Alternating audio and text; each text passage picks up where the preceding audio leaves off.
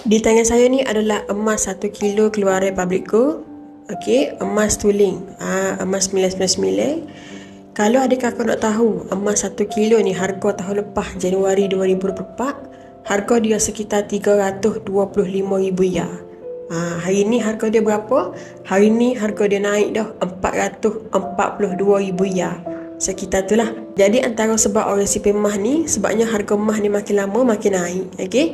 Jadi 1 kilo ni tak mustahil pun harga dia akan naik sampai RM500,000 untuk sekilo ni. Kita tunggu masa sahaja, tengok harga emas naik.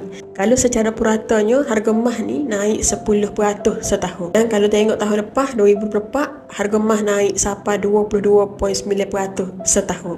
Okey. Jadi siapa-siapa ada duit RM442,000 nak berkukir kepada emas 1 kilo ni, boleh royak saya, boleh hello saya. Kalau kata adik kakak nak jumpa saya dulu di branch Kota Baru pun tak ada masalah, kita boleh jumpa. Asal royak saja, okey.